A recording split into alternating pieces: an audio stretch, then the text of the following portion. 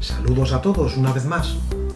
Si en mi anterior vídeo os daba mi opinión sobre la UT440 de Arnold, os dejo por aquí arriba la tarjeta por si aún no lo habéis visto, hoy os traigo otro modelo de cercanías. Entre comillas, en realidad de más amplio rango.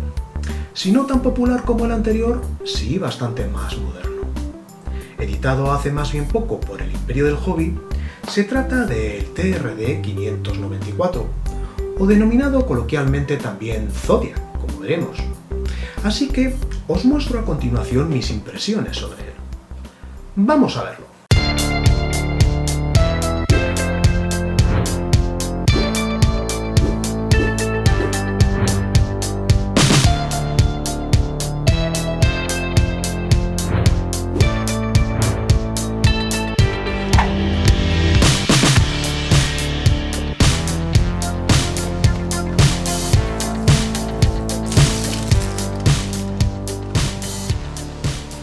La serie 594 de Renfe, o TRD, Tren Regional Diesel, fue diseñada para ofrecer precisamente un servicio regional. Esta serie entró en funcionamiento a finales de los 90, mejorando los regionales en líneas férreas sin electrificar al alcanzar una velocidad máxima de 160 km/h y contar con un equipamiento más moderno que las series anteriores 592 y 593, como sucesor además de la antigua serie 597, los conocidos como TER. Retirados estos desde 1995, muy similar por el número de coches y asientos.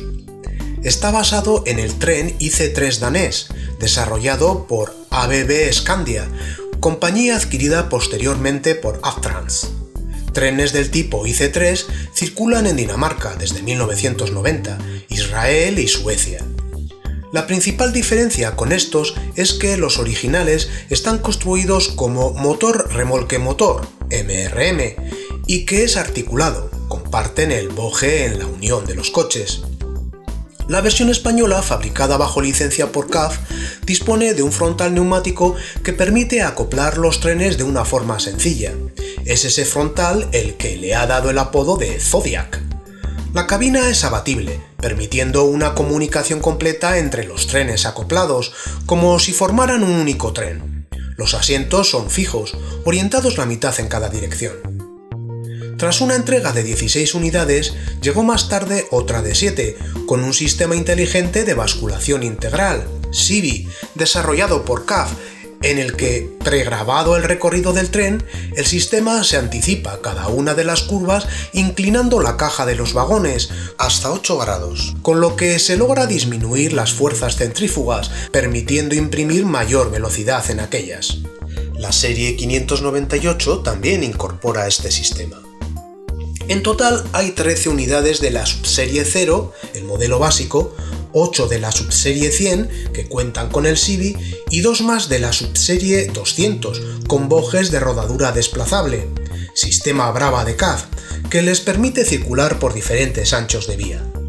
Dados los múltiples problemas que se originaron en estas unidades, debido al sobrecalentamiento en la zona donde iban instalados los equipos electrónicos, que incluso llegaron a provocar distintos incendios, se habla de la singularidad del clima danés con respecto a los calurosos veranos españoles. Entre los años 2007 y 2008 se sometió a las 23 unidades a una serie de reformas para mejorar su confort, sustituyendo y desplazando los compresores de producción de aire a la caja del testero. Se reformó también el interior y se eliminó su característica goma delantera, sustituyéndola por un carenado más aerodinámico. Hoy día estas unidades siguen en circulación, realizando servicios regionales, express y media distancia, por ejemplo en Murcia como cercanías en la línea C2, o desde septiembre en media distancia Zaragoza-Canfrán, tras la retirada de la serie 596. El set del Imperio del Hobby consta de 2 coches idénticos, uno de ellos motorizado, que se diferencia de su gemelo, aparte de su peso, 88 gramos contra 35, por los 12 agujeros que denotan la ubicación del altavoz en la parte inferior de cabeza. El modelo tiene un acabado correcto, con algunos detalles interesantes, como el corrugado de los coches, con pocas protuberancias. o como los retrovisores del lado de cabeza, de plástico rígido, pero que, aunque bien sujetos, podrían sufrir daño si no tenemos cuidado en su manipulación. De hecho, en la lámina de compuesto esponjoso protector del fondo de la caja de envasado del producto se han practicado dos pequeños huecos cuadrados con el fin de que al colocar las unidades en su posición no se dañen los retrovisores. Lo mismo podría ocurrir con los manguitos simulados de conexión entre coches. Eso sí, el frontal neumático no es de goma, sino plástico rígido también. Por otra parte, quizás la tampografía de los bajos, al ser tan pequeña, no queda bien definida. Aunque el modelo es bastante similar al real, los puristas encontrarán ciertas diferencias. A simple vista, por ejemplo, los bajos deberían ser más altos y las rejillas más marcadas para simular las reales, y los engomados del testero también probablemente algo más curvados. El modelo a escala porta 3 aros de adherencia en el boje delantero del coche motor, algo inusual e ilógico en principio. ¿Quizás un defecto de montaje?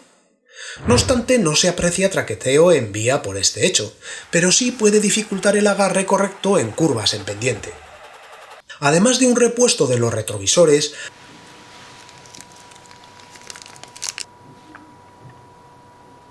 acompaña un par de hojas de instrucciones en la parte inferior de la caja, bajo los protectores blandos, una en español y otra en inglés, en las que apunta algunos datos históricos, la posibilidad de digitalización del modelo como veremos, o la de unión con otras dos unidades, caso este en el que se aconseja colocar en off el interruptor de la placa base a tal fin para apagar las luces de los testeros de las cabezas, además de colocar las cabezas tractoras en el centro.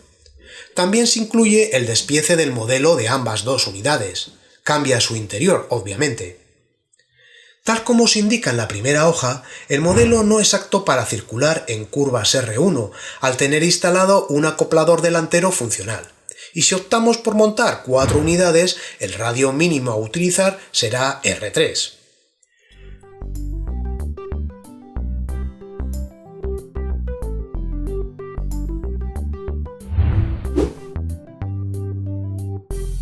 Abrirlo requiere hacerlo con cuidado para no dañar la carcasa, ya que ésta encaja perfectamente con el chasis. Para ello tendremos que tener en cuenta los 6 puntos de anclaje, 3 a cada lado.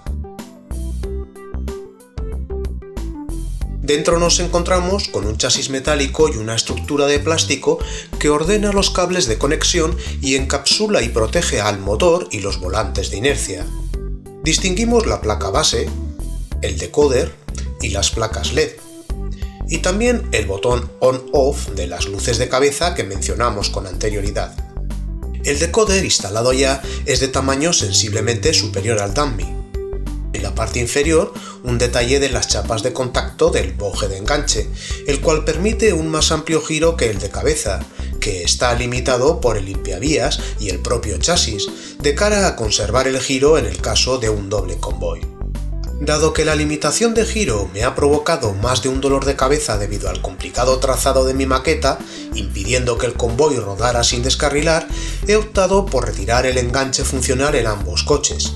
Lo que en el motorizado no resultó complicado, sí me dio más que un problema en el sin motorizar, al retirar el limpiavías, en este caso anclado a un chasis de plástico e imposible de despegar, al menos en mi caso, lo que me obligó a cascar una de las pestañas de anclaje, y en la operación además arrastré uno de los cables de conexión a la placa de contacto de las ruedas que finalmente tuve que volver a estañar. Si queremos sustituir el decoder dummy, será relativamente sencillo, sobre todo en el coche sin motorizar.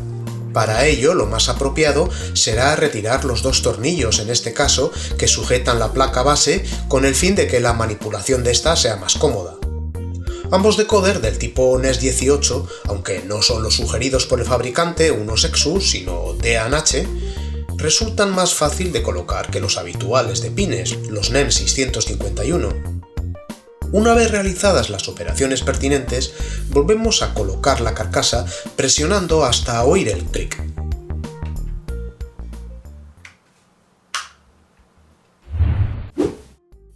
En rodadura, después del acostumbrado cambio de variable del decoder y un quizá conveniente rodaje, aunque este último no parece necesario ya que el modelo arranca de forma suave, hemos de tener en cuenta que, si queremos hacer rodar el convoy sin modificar, aunque sea solo en un tándem de 2 unidades, lo más conveniente será que la cabeza tractora vaya en cola.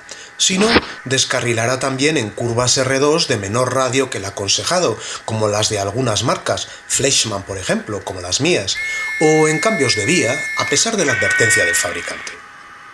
El limitado radio de giro y los limpiavías, de muy bajo perfil, se convierten en este caso en un incómodo problema. Un pequeño limado puede resolver alguno que otro. Por el contrario, si retiramos los enganches funcionales, no sin los esfuerzos mencionados, hasta podremos hacer circular el convoy por radios más reducidos. Por lo demás, el modelo se desenvuelve bien, de forma suave, como su arranque, tanto a velocidades lentas, medias o incluso altas, y además de forma muy silenciosa, un 10 en este apartado. De todos modos, precaución en maquetas complicadas como la mía, quizás no bien planificadas, con pendientes en curva, cambios de vía a contracurva, etc., lo que puede depreciar un adecuado disfrute del rodar de este modelo. Sin más, que disfrutéis. Saludos y hasta la próxima.